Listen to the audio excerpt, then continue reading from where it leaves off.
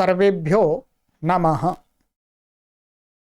देववाणी संस्कृतं यूट्यूब चलदृश्यं प्रति भवतीनां च हार्दं स्वागतम्। मित्रों, अष्टाध्यायी भाष्य प्रथमावृत्ति चतुर्थः अध्यायः द्वितीयः पादः कक्षा संख्या 37तमी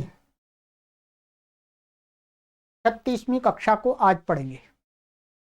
ठीक है, चलिएगा पुस्तक ओपन कर लीजिएगा।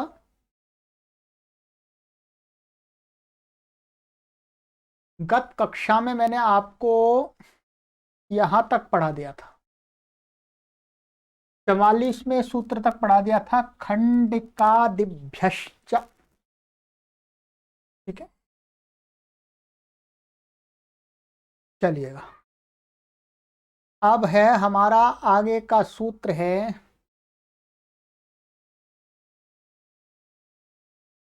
चरणेभ्यो धर्मवत् 4-2-45।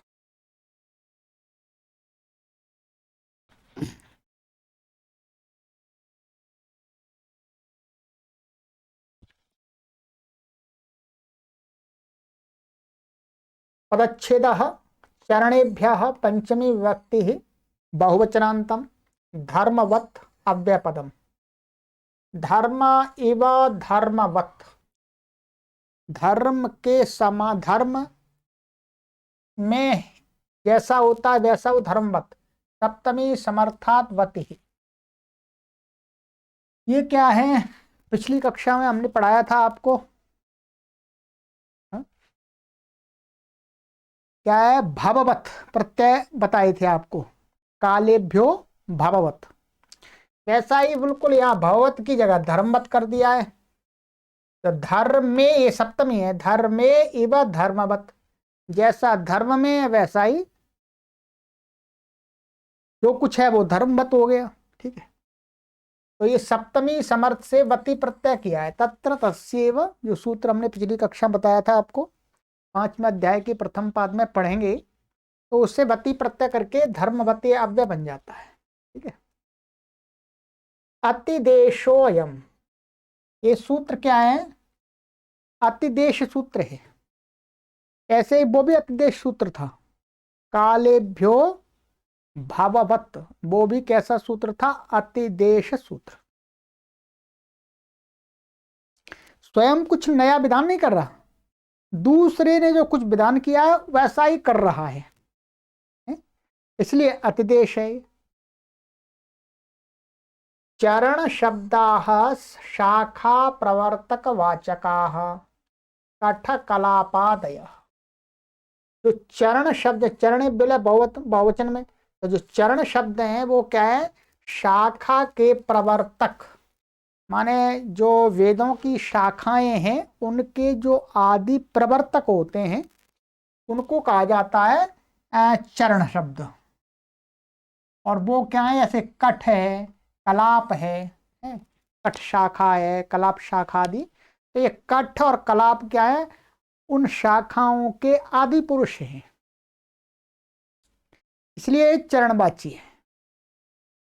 अभी चरण के विषय में हमने आपको द्वितीय अध्याय के चौथे पाद में काफी बताया था, फिर वहां से फिर थोड़ा समझा देंगे।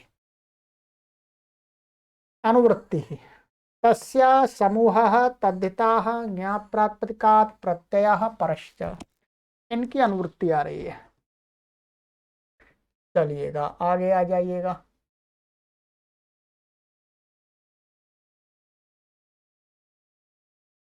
अर्थः षष्ठी समर्थेभ्यश्चरणवाचिभ्यः प्रातिपदिकेभ्यः समूहार्थे धर्मवत् प्रत्यया भवन्ति। कहते हैं षष्ठी समर्थ चरणवाची प्रातिपदिक, चरणवाची आपको बताया अभी, माने शाखा के आदि प्रवर्तक जो होते लोग, उनके नाम। ऐसे प्रातिपदिकों से समूहार्थे, माने समूह के अर्थ में, क्या धर्मवत प्रत्यया भवन्ति, धर्म के समान प्रत्यय होते हैं। अर्थात धर्म में जिस शब्द से, धर्म में जिस शब्द से जो प्रत्यय कहा है, जिस विशेषण को लेकर के जो प्रत्यय कहा है, ठीक वैसा ही समूह अर्थ में चरणवाची प्रातिपदिकों से जो विशेषण लेकर के वहां का उसी विशेषण के साथ में वही प्रत्यय यहां हो जाता है समूह अर्थ में, बस। ठीक है, इसका सबसे प्रथम अर्थ ये हुआ कि धर्म, धर्म अर्थ में जो कहे गए प्रत्यय हैं और समूह अर्थ में चरणवाची प्रातिपदिकों से, तो उन दोनों अर्थों में समान शब्द की व्युत्पत्ति होती है, समान शब्द का निर्माण होता है, समान शब्द का प्रयोग होता है, उच्चारण होता है। ठीक है, अब देखिएगा, अब एक धर्मवत, धर्म अर्थ में कहां पर प्रत्यय कहे हैं उसको समझा रहे हैं आगे। गोत्र चरणाद भूइ, चौथे अध्याय के तीसरे पाद का 126वां सूत्र है, अभी दिखाएंगे।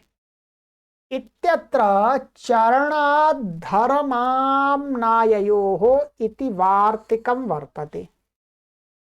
इस सूत्र पर एक वार्तिक दिया है, चरणाद धर्म आम्नाययोः। इस वार्तिक से चरणवाची शब्दों से क्या है, धर्म, धर्म अर्थ में और आम्नाय अर्थ में, आम्नाय का हमें अभी कोई प्रयोजन नहीं है, केवल धर्म, धर्म अर्थ में प्रत्यय कहे हैं। तत्र धर्मे चरणवाचिभ्यो यथा प्रत्यया विधीयन्ते तथैव चरणवाचिभ्यः समूहार्थेपि भवन्तीत्यर्थः। कह रहे हैं कि तत्र माने यहां पर, ये सूत्र से चरणवाची प्रातिपदिकों से यथा माने जिस प्रकार से प्रत्यया विधीयन्ते, प्रत्ययों का विधान किया जिस प्रातिपदिक से, इस प्रत्यय का, तथैव ठीक वैसी प्रकार से उन्हीं चरणवाची प्रातिपदिकों से इस सूत्र से अतिदेश कर दिया, समूहार्थ में भी हो जाते हैं। उदाहरण बताया है यहां पर गुरुजी ने, यथा कठानाम धर्मः काठकम। देखिएगा, ये धर्म अर्थ में प्रत्यय हो रहा है, कठ शब्द कैसा है, चरणवाची है, आदि शाखा प्रवर्तक का नाम है, तो कठानाम धर्मः काठकम। अब वैसे ही समूह में तथैव, ठीक उसी प्रकार से कठानाम समूह काठकम। अब इस काठकम और इस काठकम के दो अर्थ हो गए, माने कठों का धर्म और कठों का समूह। अभी हमें स्वयं प्रयोग देखना पड़ेगा, किस प्रसंग में कहा है समूहार्थ, समूह के प्रसंग में कहा है तो समूहार्थक लिया जाएगा, और धर्म के प्रसंग में कहा है तो धर्मार्थक लिया जाएगा। ऐसे ही कालापकम, तो कलाप शब्द है, तो कलापानाम धर्म है कालापकम, कालापका हो जाएगा धर्म शब्द, ठीक है, कालापकम और क्या, कालापकम और कलापानाम समूह भी कालापकम। ठीक है, ऐसे ही छांदोग्यम औक्त्यम, तो छंदोग, छंदोग शब्द है और उक्त शब्द है, तो आगे वहां उन शब्दों से कहा है। अब आ जाइएगा, अब मैं आपको सूत्र दिखाता हूं। पहले ये है चौथे अध्याय का तीसरा पाद, यहां पर ये सूत्र पढ़ा हुआ है, ठीक है ना। ये गोत्र चरणाद वुञ, आप देख रहे हैं 126वां सूत्र है, ये अष्टाध्यायी में ही है। इसी प्रसंग में एक ये सूत्र है, चरणवाची की अनुवृत्ति आती है यहाँ पर ये पूरे, और वहां पर ये छंदोग और छंदोग औक्थिक आदि, औक्थिक प्रातिपदिक है, और याज्ञिक, वाहवृच और नटाई। ठीक है, इन शब्दों से यहाँ प्रत्यय होता है, ये भी चरणवाची शब्द है। ठीक है, अब देखिएगा, अब इन सूत्रों के अर्थ देखेंगे तब समझ में आ जाएगा, पूरा आपको स्पष्ट करा दूंगा, कुछ भी बचेगा नहीं। ये सूत्र है आपकी प्रथमा वृत्ति में भी होगा। गोत्र चरणाद भुई, गोत्र चरणाद भुई का अर्थ कहते हैं षष्ठी समर्थेभ्यो गोत्रवाचिभ्य चरणवाचिभ्यश्च प्रातिपदिकेभ्यः इदम इत्येतस्मिन् अर्थे वहीं प्रत्ययो भवति। षष्ठी समर्थ गोत्रवाची शब्द और चरणवाची, चरणवाची आपको बता दिए हमने, शाखाओं के आदि प्रवर्तक लोगों के नाम। कहते हैं उनसे प्रातिपदिक अभ्यान, प्रातिपदिकों से इदम माने इनका, यह माने किसी के साथ संबंध बताने के लिए, यह इस अर्थ में वही प्रत्यय होता है। इसी पर इदम माने इदम तो कुछ भी हो सकता है, माने मेरा, यह कुछ भी हो सकता है।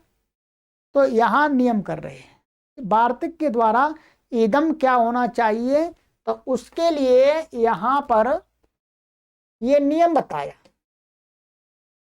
कि ये वार्तिक से चरणाद धर्मामनायो, इस वार्तिक से गोत्रवाचियों से सामान्य षष्ठर्थ में हो जाएगा, कुछ भी हो गोत्रवाची शब्दों से, तो माने उनका यह इस अर्थ में, चरणवाचियों से गोत्रवाचियों से तथा चरणवाचियों से इस वार्तिक से धर्म और आमनाय अर्थ में वही प्रत्यय होता है। यह विशेष नियम कर दिया, अर्थात ये गोत्र चरणाद वही जब सूत्र हम लगाएंगे तो जब चरणवाचियों से प्रत्यय करेंगे कि इनका यह, तो फिर इनका यह धर्म होना चाहिए या आमनाय होना चाहिए। ठीक है, तभी होगा, यह कुछ भी हो ऐसा नहीं चलेगा। तो इसलिए यहां पर चरणवाची शब्दों से क्या कहा है, षष्ठी समर्थों से धर्म अर्थ में प्रत्यय कहा है, ये धर्म अर्थ का प्रत्यय हो गया। अब ठीक यहां पर यहां पर उदाहरण बन रहा है, देखिएगा आप, चरणवाचियों से काठकम, यहां क्या धर्म को कहा जा रहा है, कालापकम ये धर्म को कहा जा रहा है। ठीक है, क्या कहा जा रहा है, ये धर्म को, अथवा आमनाय को कहा जा रहा है।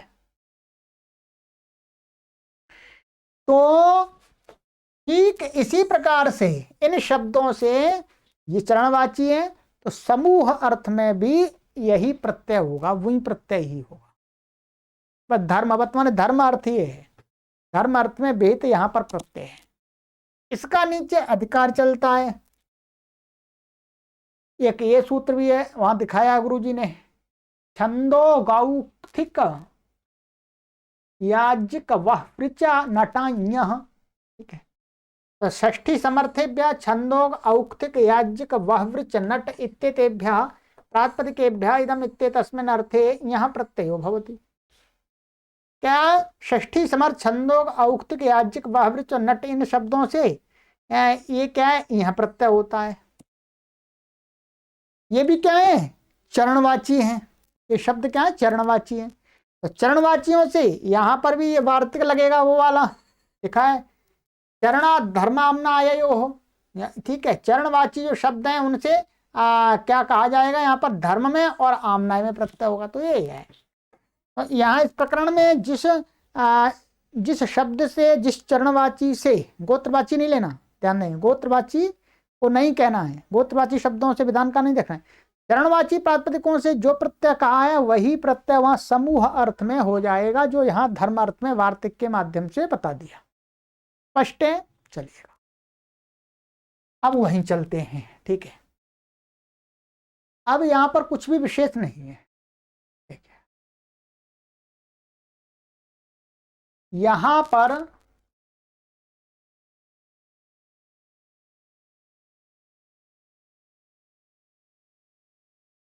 कठानाम समूह काठकम, तो ये क्या कठ और आम आ जाएगा, बहुवचन है तो, और क्या आ जाएगा आपका, उस सूत्र से ही जो अण भुई हो रहा है तो भुई यहां पर भी हो जाएगा, क्या हो जाएगा, भुई हो जाएगा। तो ये इसका लुक हो जाएगा, और इसको संज्ञा वो को आको हो जाएगा, योर ना को, और ऐसे ये लोप हो जाएगा, और इसको ये तो होने का तदित श्यामा वृद्धि हो जाएगी, तो का ठक्का और स्वादि उत्पत्ति करके काटकम बनेगा। यदि कलाप से कलापकम बन गया, ये समूह अर्थ हो गया। और छांदोग्य और औक्तिक्य, यहां पर ये छंदोग शब्द है, छंदोग से ये प्रत्यय हो गया था, जैसा यहां पर ये आपको बताया था ये यहां पर, ठीक है। औक्तिक शब्द है और छंदोग शब्द है, छंदोग और औक्तिक है, वास्तव में उक्त नहीं है, औक्तिक है। तो इससे ये प्रत्यय हो जाएगा ये वाला, तो और यहाँ इसमें तो वृद्धि हो जाएगी, इसमें वृद्धि पहले से है ही, इसमें आवश्यकता नहीं है। यस्यति लोप होकर के छांदोग्यम और औक्तिक्यम बन जाएगा समूह अर्थ में, ठीक है।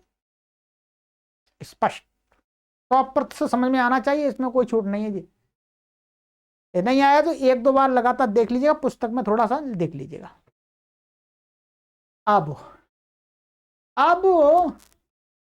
यहां पर गुरुजी ने ये लिखा है नीचे टिप्पणी, चरण शब्द शाखा के आद्य प्रवर्तक का वाचक है, वो संस्कृत बता दिया।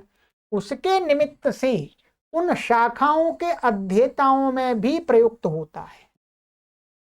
यहां पर तो कितना बताया कि उस शाखा के आदि प्रवर्तक का नाम चरणवाची, परंतु चरणवाची प्रातिपदिक उन लोगों के लिए भी प्रयोग होता है, आदि प्रवर्तक के लिए तो होता ही है, उस शाखा को पढ़ने वाले लोगों को भी, माने कठ शाखा, कठ के द्वारा जो काठक शाखा को पढ़ने वाले लोग हैं वो भी कठ कहलाते हैं, वो भी कठ कहलाते हैं, ठीक है। उनके समूह को बताने के लिए भी क्या है, यही प्रत्यय हो जाए। देखो अष्टाध्यायी भाष्य प्रथमावृत्ति प्रथम भाग में सूत्र संख्या 2, 4, 30, तीन में तीसरे सूत्र में ये हमने बताया था, पढ़ाया भी था, मैं दिखा देता हूं आपको। आपके पास पुस्तक होगी, वहां देख लीजिएगा, ठीक है।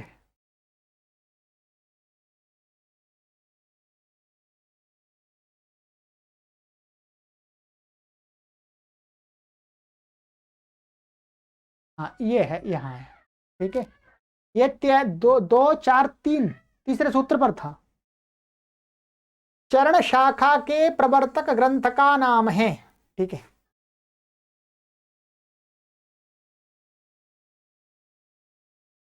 चरण की बहुत सी शाखाएं होती हैं, तो शाखा के आदि ग्रंथ का ही नाम चरण है।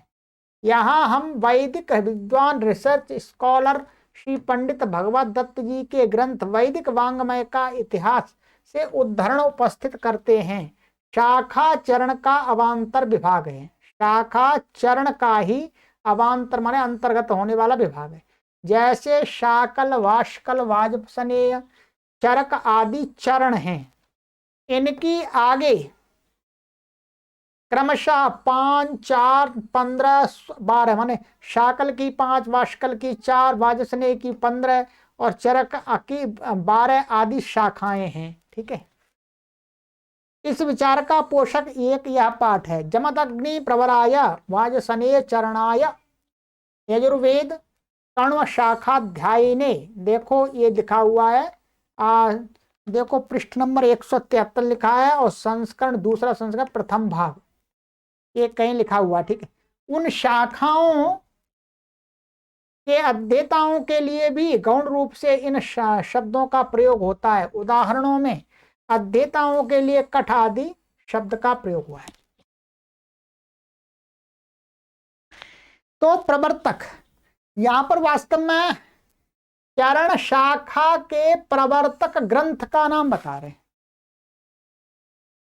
माने चरण में से ही शाखाएं निकलती हैं, इनका कहना है गुरु जी का, ठीक है। प्रवर्तक वो व्यक्ति भी हो सकता है, ग्रंथ लिया है, ठीक है। तो कठ नाम का कोई व्यक्ति तो हुआ ही होंगे पहले, शुरू में सबसे पहले कलाप नाम के भी होंगे, अब उनके द्वारा जो ग्रंथ बनाया उसका नाम भी कठ। अब उस कठ शाखा को पढ़ने वाले लोग हैं वो भी कठ नाम से ही जाने जाते हैं, ठीक है। तो वास्तव में जो कठ और उन शाखाओं का प्रवर्तक वो होता है, वो चरणवाची शब्द होता है। तो कटकी यहाँ दिखाई है, कटकी तो नहीं दिखाई है, शाकल की दिखाई है, वाष्कल और वाजसनेय आदि की शाखाएं दिखाई हैं।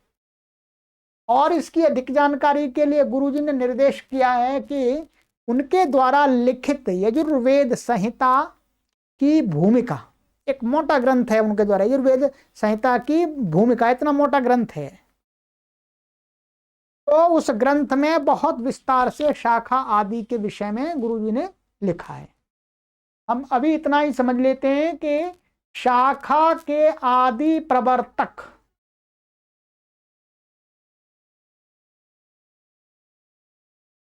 यही था। यहाँ चरण शब्द शाखा प्रवर्तक वाचका, शाखा के प्रवर्तक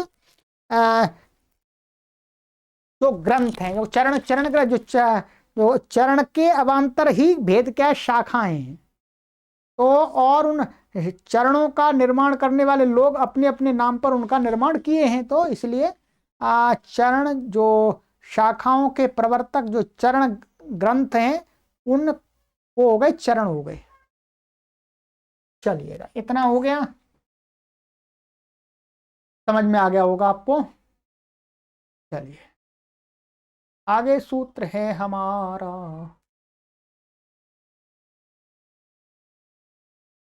अचित्त हस्ति धेनोष्ठक।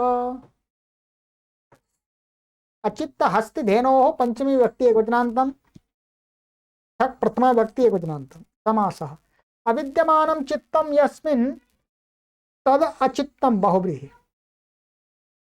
माने चित्तम, चित्तम का अर्थ है चेतन, चित्त का अर्थ चेतन, माने चेतनता जिसमें विद्यमान नहीं है वो बोलाता अचित्तम।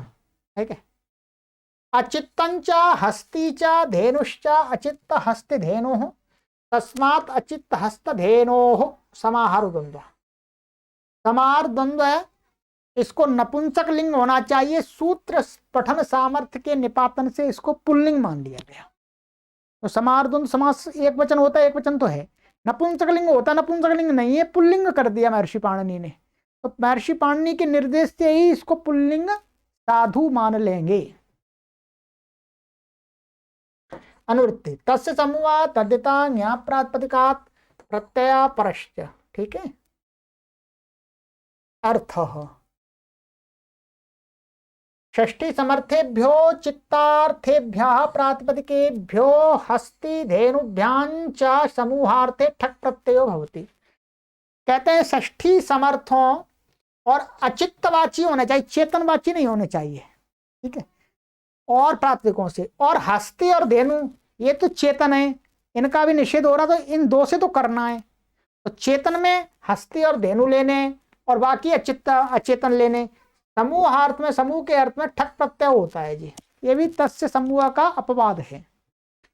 उदाहरण अचित्तार्थेभ्य अपूपानाम समूह आपूपिकम। अपूप कैसे है, पुआ, पुआ तो जड़ होते हैं, तो अपूपानाम समूह आपूपिकम। तो ये अपूप है, ठक हो गया, एक हो गया, आदि को वृद्धि हो गई है, तो कितिचा से कित है ये ठक, तो आपूपिकम बन गया। ऐसे ही शशकुली नाम समूह शाशकुलिकम, पूड़ियों का समूह ढेर। ऐसे हस्ती नाम समूह हास्तिकम, हाथियों का समूह। और धेनु नाम समूह धैनुकम। ये हो गया। अब यहां पर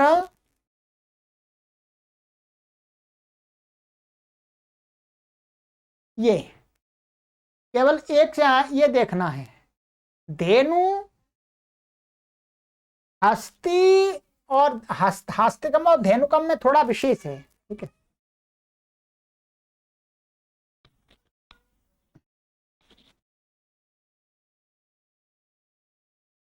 ये धैनुकम में ईसु सुक्तांतात कहा। ठीक है, ईसु सुक्तांतात कहा से क्या हो जाता है, ठाको इक नहीं होता, ठाको का होता है। क्यों? क्योंकि उक प्रत्याहार के अंतर में इसमें कहा है इसंत उसंत और उक।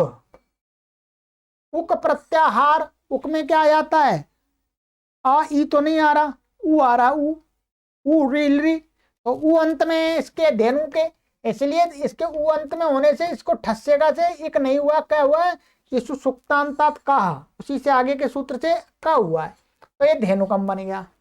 हास्तिकम, तो हास्तिकम में क्या है, अन्य ठको इक ठस्सेगा से हुआ है। हास्तिकम में ये वास्तव में ऐसा शब्द है हस्तिन, क्या है, ये हस्तिन मूल शब्द है ये, ऐसा नकारांत, तो इससे प्रत्यय होगा हस्तिन आम, और ठक, ठक को ठको ई हो जाएगा, इक हो जाएगा, लोप हो जाए, लोक लुक हो जाए। अब यहाँ पर नस तद्दते लग जाएगा, टी का लोप हो जाएगा इसका, न और ई का, और वृद्धि हो जाएगी कितीचे से, तो हास्ति कम ऐसा बन जाएगा। चलिएगा, ये हो गया आपका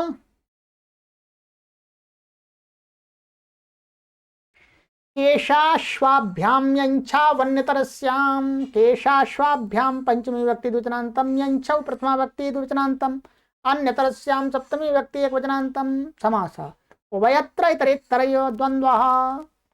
माने यहाँ पर भी केशश्च अश्वश्च केशाश्वौ तयुताभ्याम केशाश्वाभ्याम, ऐसे यंच अश्व और छश्च यंछौ, बस इसमें सामान्य द्वंद्व हो गया।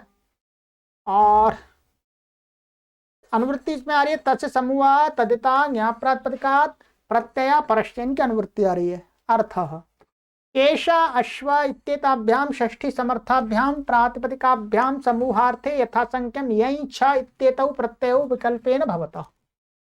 माने इन दो प्रातिपदिकों से यथासंख्य करके केश से यहीं और अश्व से छ समूहार्थ में प्रत्यय होते हैं विकल्प करके। पक्ष में क्या प्राप्त हो जाएगा, तस्य समूह से अण हो जाएगा यथा विहित। केश शब्दात अचित्तत्वात् ठक प्राप्तस्तेन पक्षे सोपि भवति। अच्छा, केश शब्द से ठक हो जाएगा वास्तव में। देखिए, हाँ ये भी देखना है, ऊपर वाला जो सूत्र हमने पढ़ा था उसमें अचित्तवाची आया था, अचेतन, तो केश शब्द क्या है, अचेतन है, तो उससे तो पूर्व वाले सूत्र से अचित्तत्व ठक प्राप्त, ठक की प्राप्ति थी, तो उसका निषेध कर दिया। और क्या कर दिया, विकल्प से निषेध किया, तो एक बार तो हो जाएगा इसको केश को यही, और पक्ष में सोपी भवती ठक भी हो जाएगा, अण नहीं होगा, फिर अण नहीं होगा। ठीक है, अश्व शब्दात अपि पक्षे औत्सर्ग को अण भवती, माने और अश्व शब्द से विकल्प में जब नहीं होगा ये, तो फिर तस्य समूह से अण हो जाएगा, ध्यान देंगे। ठीक है, उदाहरण केशानाम समूह कैश्यम पक्षे ठक भवती, कैशिकम सरल है, सब कुछ नहीं है, आदि इसको वृद्धि हो रही है, यहाँ पर ठक को एक हो जाएगा और वहां पर यह स्थिति जैसे लोप हो जाए कैश्यम बन जाएगा। अश्वानाम समूह अश्वीयम, इच्छा हो गया, ई हो गया, अश्वीयम बन गया, यहाँ वृद्धि नहीं होगी।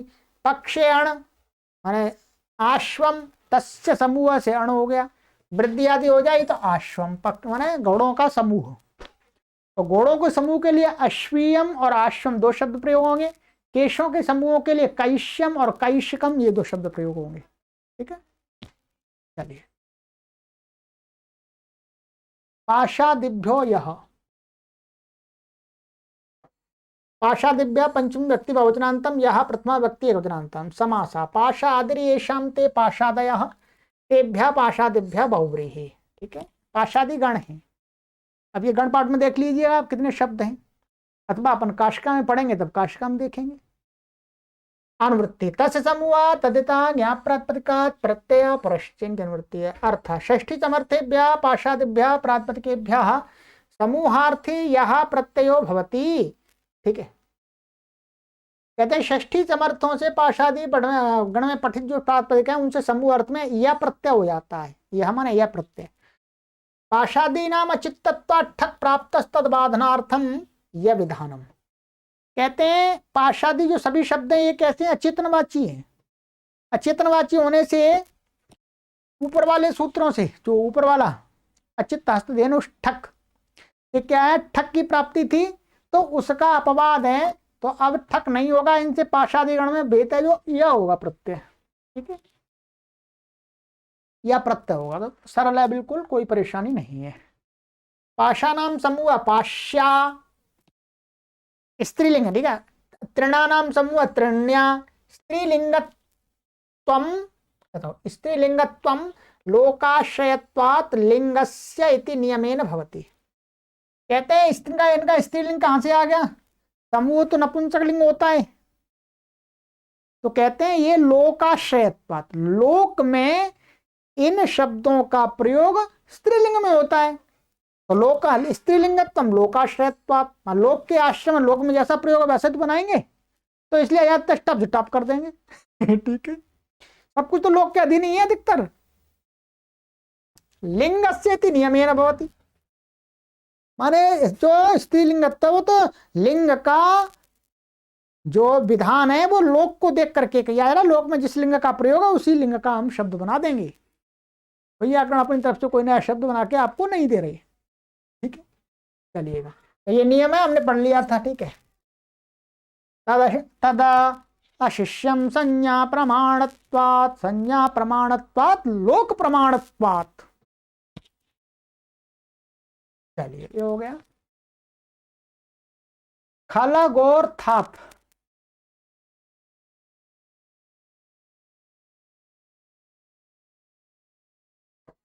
खलगोर्थात् पंचमी व्यक्ति योजनांतम समासः। खलश्च गौश्च रथश्च खलगोरथम, तस्मात् खलगोरथात् समाहारो द्वंद्वः अनुवृत्ति। यह तस्य समूह तदिता ज्ञाप्रातिपदिकात् प्रत्यय परश्च, ठीक है।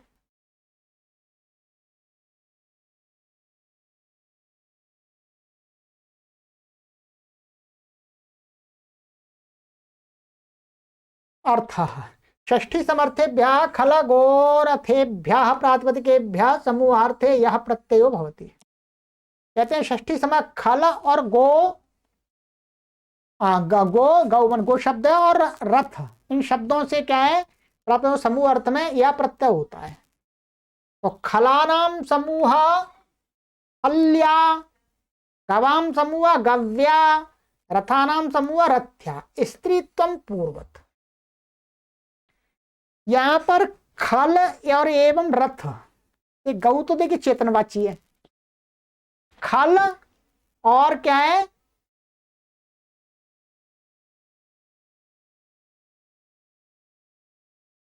खल और रथ, ये शब्द कैसे अचेतनवाची, तो इनको पूर्व सूत्र से अचित हस्त धेनुष्ठक से ठक की प्राप्ति थी तो कर दिया यह प्रत्यय, और गो शब्द चेतनवाची है इसलिए इसमें विधान कर दिया। उस तस्य समूह से अण प्राप्त था वो कर दिया, उसका अपवाद कर दिया। और ये स्त्रीलिंग है तो स्त्रीत्व पूर्वत लोकाश्रयत्वात्, लोक में ये स्त्रीलिंग प्रयोग होते हैं तो स्त्रीलिंग बन गए, अजात फिर टाप ले आए बाद में। तो खलानाम समूह, खल खल खल बोलते हैं, खलिहान को बोलते हैं वैसे खल शब्द। और आपको कुछ और भी अर्थ हो तो बता देते हैं, ओके।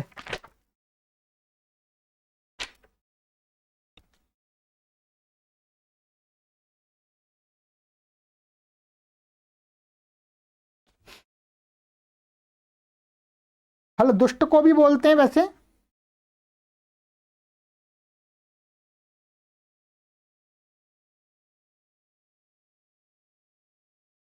ठीक है।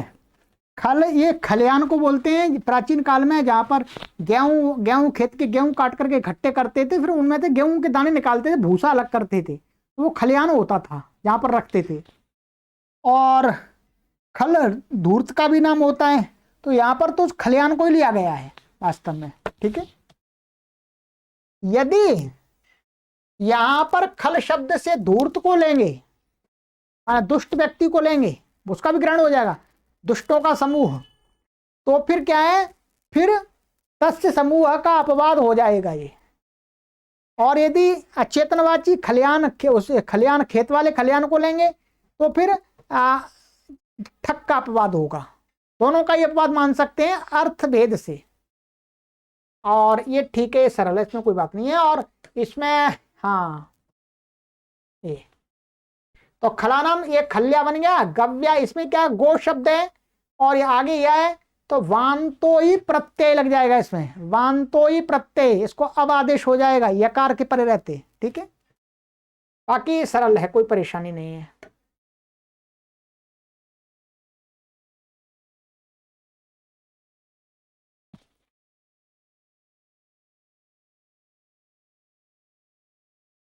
इनित्र कट्यचश्च, इनित्र कट्यः कट्यचः षष्ठ प्रथमा व्यक्ति बहुवचनान्तं चाव्यापदम्। समास इनिश्च त्रश्च कट्यच्च इनित्र कट्यचः इतरेतर योग द्वन्द्वः अनुवृत्ति खलगोर्थात् तस्य समूहः तद्दिता ज्ञाप्रातिपदिकात् प्रत्यय परश्च, इनकी अनुवृत्ति आ रही। ठीक है, अर्थः षष्ठी समर्थेभ्यः खाल गो रथ इत्येतेभ्यः प्रातिपदिकेभ्यो यथासंख्यम इनि त्र कट्ट चित्तेते प्रत्यया समूहार्थे भवन्ति। ऊपर वाले शब्दों उनसे तो यह कर दिया, अब उन्हीं शब्दों से क्रमशः एक एक प्रत्यय और किया जा रहा है। खल से कर रहे हैं इन्हीं प्रत्यय, और गो से कर रहे हैं त्र प्रत्यय, और कट जो आपका रथ शब्द है उससे कट्टेच प्रत्यय कर रहे हैं यथासंख्य के उसी अर्थ में।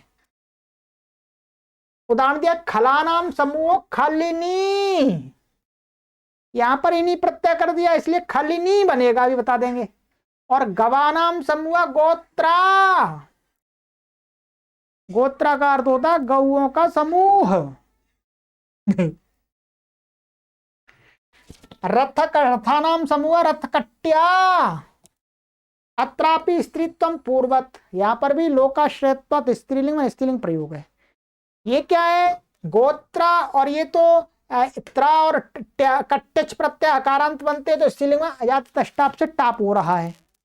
ये शब्द कैसा बन रहा है, ये बनेगा आपका बन करके खालिन, ऐसा इनका इन बचता है, इन्हीं का खालिन ऐसा बचेगा।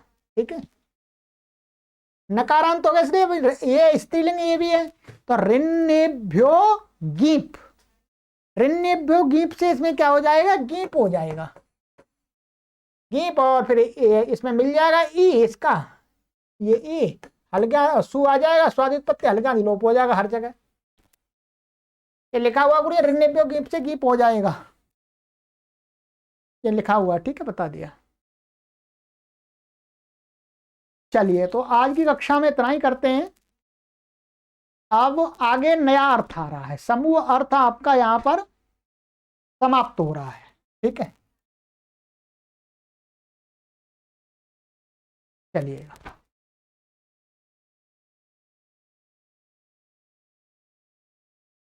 सर्वेभ्यो नमः।